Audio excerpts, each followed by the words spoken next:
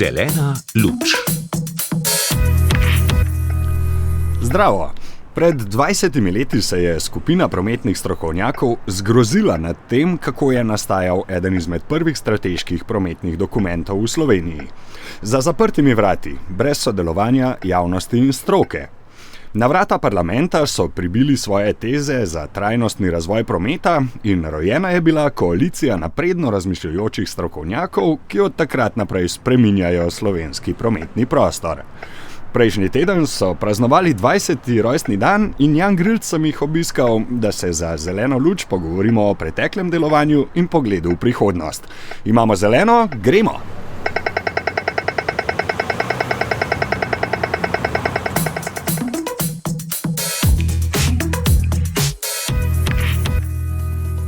Začelo se je z nekaj posamezniki, ki so rekli dovolj.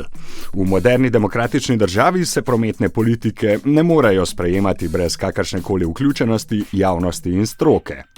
20 let pozneje koalicija za trajnostno prometno politiko, ali krajše KTPP, združuje nevladne organizacije, raziskovalne ustanove, lokalne skupnosti in posameznike, ki si prizadevajo za bolj pravičen in trajnosten promet.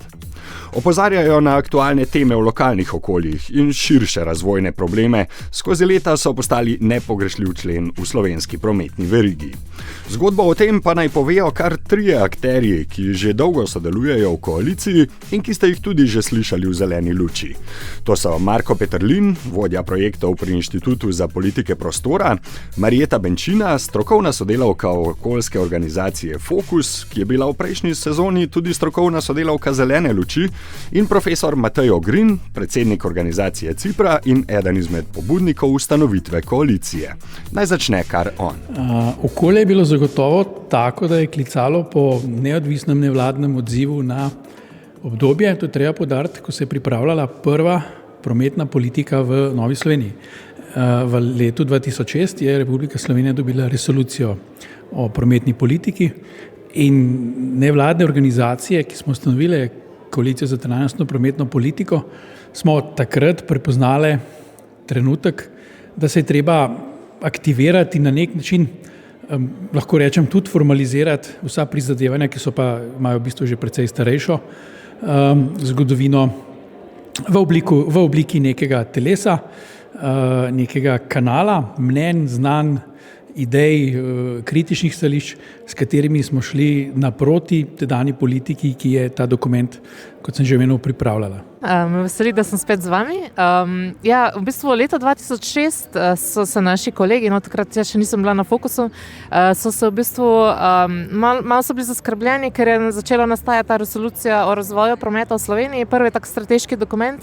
Vse pa je potekalo za zaprtimi vrati, niso imeli pogleda na vsebine in nekako se je potem strani nevladnih organizacij organizirala ena skupina ljudi, ki so pa v bistvu pripravljali neke teze, ki so v bistvu tudi zdaj nekako podlaga našega delovanja, kaj vse bi mogla ta resolucija vsebovati in pa vsekakor, da bi mogla biti tudi odprta za javnost. Tako da iz tega nekako je vzniknila ta koalicija.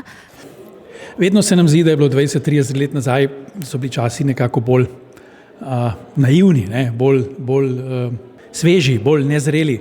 In tudi z vidika prometne politike je tako.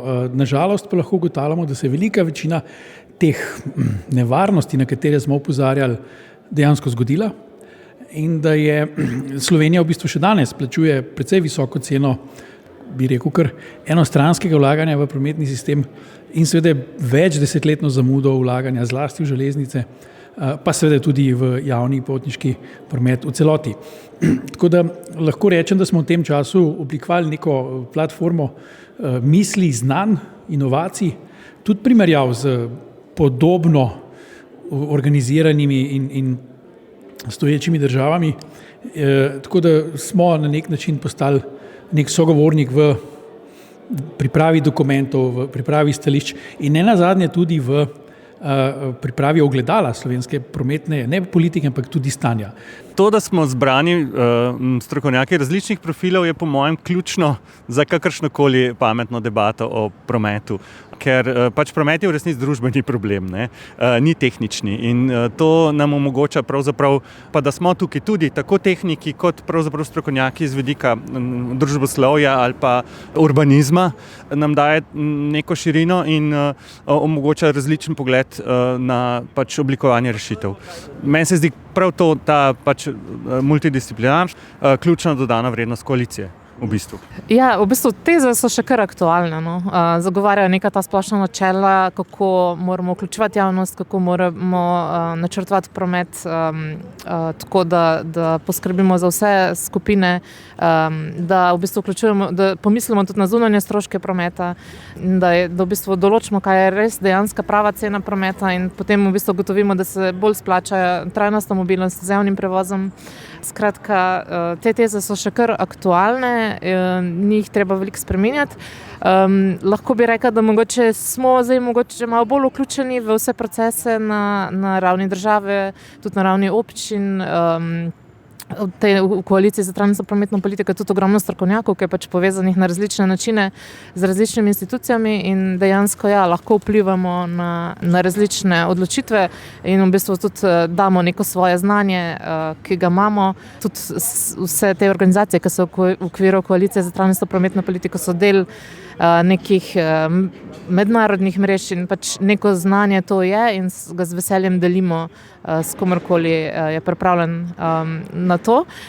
Upamo, no, da se bodo začele stvari tudi uresničevati, da ne bodo samo pač črke na papirju, kajte vemo, da če beremo trenutne strategije prometne, so zelo lepo zapisane, v prvi vrsti je trajnostna mobilnost, ampak na koncu pa vidimo, da na terenu se pa vse to ne zgodi. No.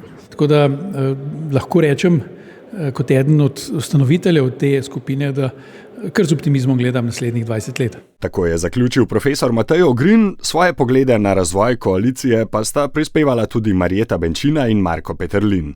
Med vidnejšimi akcijami koalicije izpostavljajo pripravo predlogov za posodobitev linij ljubljanskega potniškega prometa Zmaj in uvedbe taktnega voznega reda v železniškem prometu, pa proteste proti širitvi Dunajske ceste in obvoznice v Ljubljani ter mnoge druge aktualne akcije. Vedno pa raje gledajo v prihodnost, sedanje stanje namreč še vedno ocenjujejo kot pomanjkljivo. Člani koalicije opozarjajo, da se motorizacija še naprej povečuje, odvisnost od avtomobila pa ostaja ključna razvojna in okoljska ovira. Po drugi strani so potniki v javnem prometu tudi zaradi obsežnih projektov prenov nezadovoljni s točnostjo, kapacitetami, cenami in potovalnimi časi. Več kot dovolj izzivov za koalicijo, katere koordinatorica je Špela Berlot Veselko, sicer direktorica okoljevarstvene organizacije Cipra in letos tudi strokovna sodelavka Zelene luči. Z njo sva se pogovorila predvsem o aktualnem stanju in prihodnosti, uvodoma pa pojasnjuje, kako vidi vlogo KTPP v slovenskem prometnem prostoru. Ta platforma pravzaprav predstavlja en unikum v Sloveniji, saj po našem mnenju zato, ker omogoča dialog med različnimi sferami za reševanje skupnega problema in to so izpusti toplogrednih plinov v prometu, zastoji, neučinkovit javni potniški promet, slabe, neudobne kolesarske in peš površine in tako naprej. In tukaj se generira ogromno enega znanja, ogromno enih informacij, hkrati pa tudi smo vsi v lastnih organizacijah, a pa v lastnih profesionalnih vodah aktivni zagovorniki trajnostne mobilnosti in trajnostnih prometnih politik in to v bistvu nam prinaša hkrati eno moment skupnosti, po drugi strani pa tudi moment zagona, da vemo, da se pač da se učimo od drugih in to v bistvu KTPP predstavlja za slovenski prometni prostor. Zdaj, vsi radi nergamo čez zastoje na cestah in pa recimo zamude avtobusov, to so kar take priljubljene šank debate, ampak če zdaj malo širše pogledamo na situacijo, ali prometne teme dovolj prihajajo v ospredje in ali prihajajo v ospredje na pravi način? Ja, promet je pravzaprav, kadarkoli mi imamo debate z javnostjo ali pa odpiramo to temo, vsak pride s svojo zgodbo, ne? Ker mobilnost smo v bistvu ljudje. Mi imamo pač veliko potreb in seveda jih moramo na nek način upravljati. Ne? In narediti preobrazbo miselnosti, kjer ne govorimo več o tem, kako se bomo premikali, ampak kaj mi v bistvu želimo doseči, torej dostopnost, ne pa mobilnost. Mi želimo dostopnost ciljev in mnogotere izbire, da pridemo do teh ciljev. Se pravi, danes smo v Sloveniji pogosto ujetniki avtomobila, zato ker nam država, občine ne omogočijo izbire. In te šank debate seveda so razumljivo rezultat stanja, po drugi strani pa je naloga strokovne javnosti in pa tudi odločevalcev, da prebijajo ta plafon in začnejo pač prometne izzive reševati na strokoven način. To pa pomeni celostno in vključevati javnost, širiti strokovni diskurs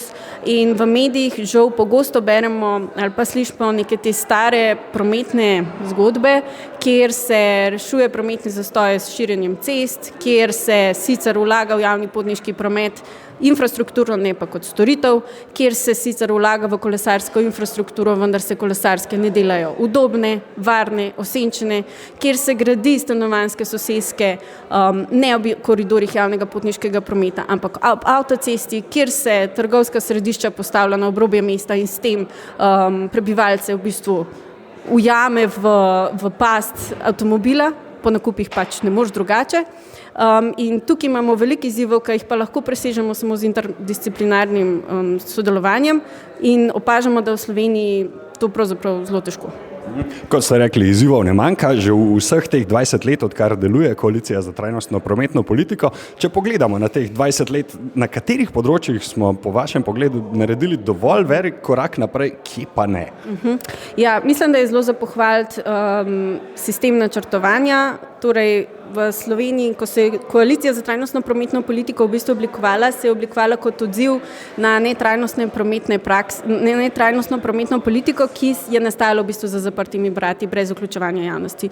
Danes državna celostna prometna strategija, ki ravno kar poteka priprava, mislim, da je precej bolj vključujoča, ne samo na državni ravni, tudi na regionalni in občinski ravni. Potekajo priprave pač strateških dokumentov za promet, kjer je ključna komponenta vključevanja javnosti. In to je tudi predpogoj za to, da bomo lahko uvajali ukrepe, ki so po eni strani omejujejo dostop avtomobilom do mestnih središč in ponujajo alternative, ker morajo ljudje stati za temi odločitvami. Ne? Tako da tukaj v 20 letih gotovo lahko vidimo en velik napredek.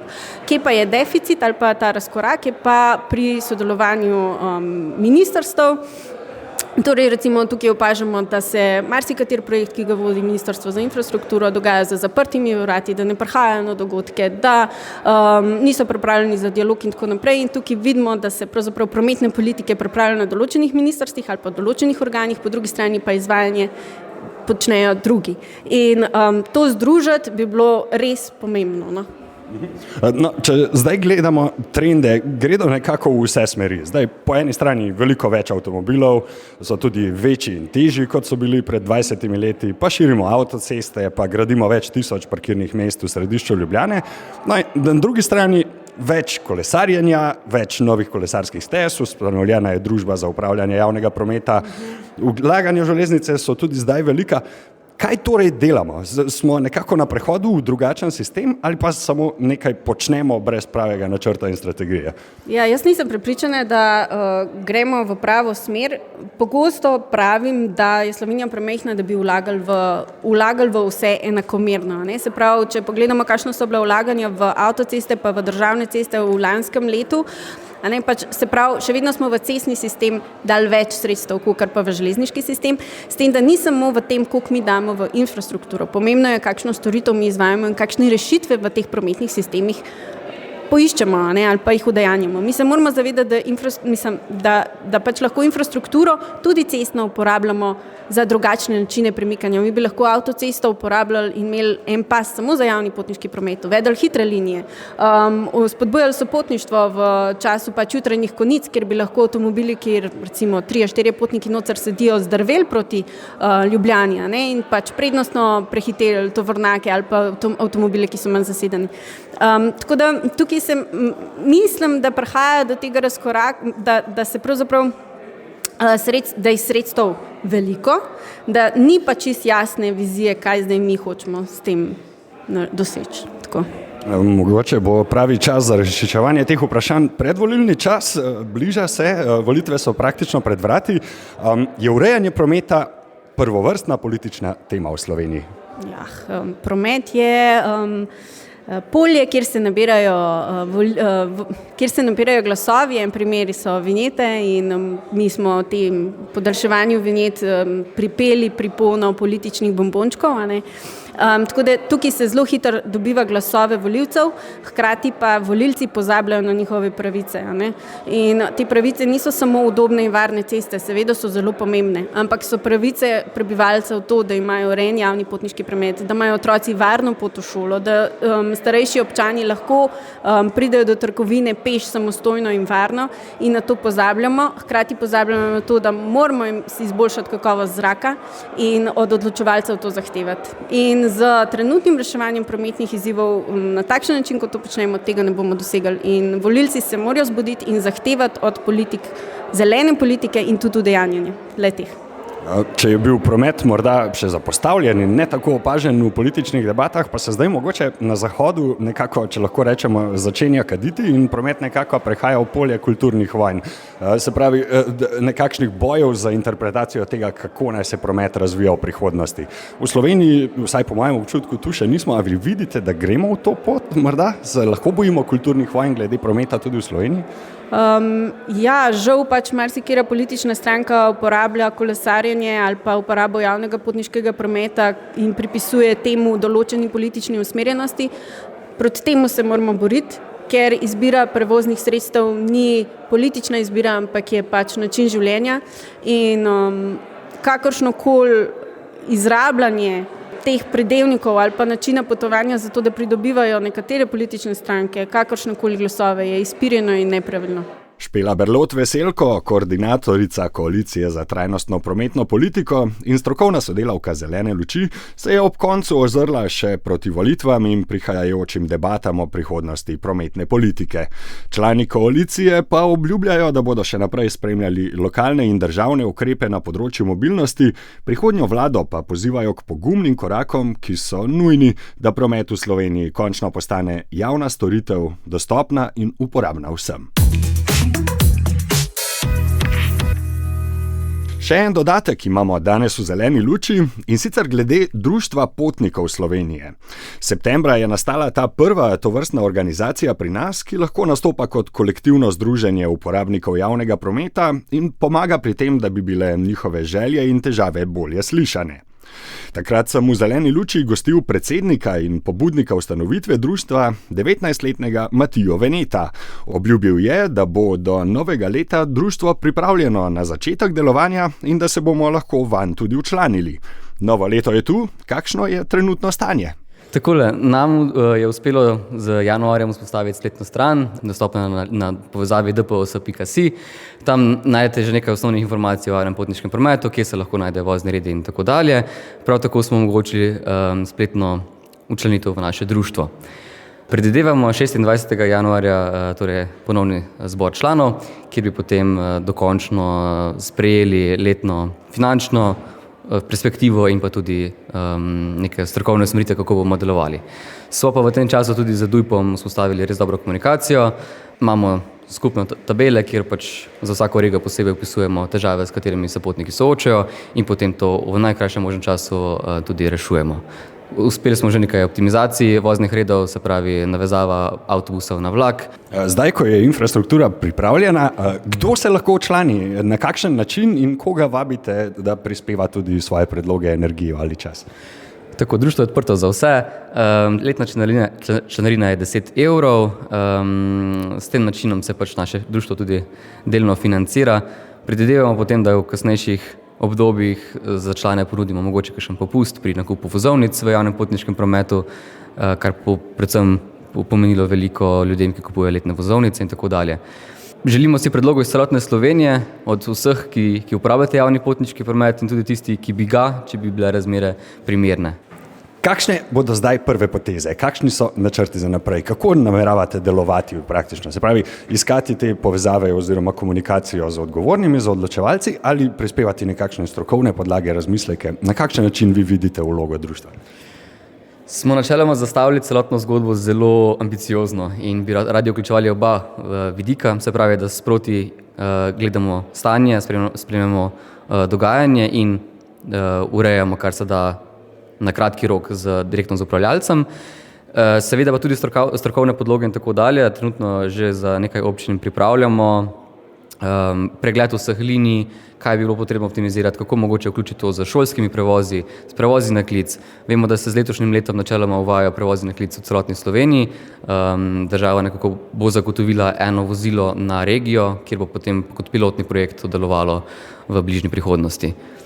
Bi si pa tudi želeli čim več biti v stiku z samimi potniki, tako da člani, ki smo trenutno bolj v ustanovnih postopkih bili, bomo seveda čim več se vozili z javnim potniškim prometom in se pogovarjali z ljudmi, ki so uporabniki teh storitev. Z občinami, kot sem prej povedal, pa se tudi povezujemo za skupno sodelovanje pri Evropskem tednu mobilnosti, kjer bi pa potem res organizirali malo večje dogodke, ljudem predstavljali, kako kupiti vozovnico, kaj je najbolj ugodna tarifa, kako delujejo pravice potnikov, kako je pri mednarodnih potovanjih in konec koncev, zakaj je javni potniški promet dober, kaj omogoča, kaj so njegove prednosti pred osebnim avtomobilom. Tako, v društvo potnikov se torej lahko včlanite, povezavo objavimo med zapiski. Jaz sem že postal član, pri prvih korakih pa jim želim čim več uspeha. Skozi še eno zeleno luč smo se zapeljali, tokrat v spremstvu koalicije za trajnostno prometno politiko, ki želimo uspešno delovanje tudi zdaj, ko je dopolnila 20 let. Člane koalicije boste gotovo še slišali v zeleni luči, eden izmed njih se nam pridruži že prihodnjič. To je naš strokovni sodelavec dr. Marko Kovač, ki bo kaj več povedal o računalniških igricah na temo prometa. Do takrat vam Jan Grilc želim čim več zelenih luči na vaših križiščih. Pozdrav! Zelena luč. Podcast o mobilnosti 21. stoletja.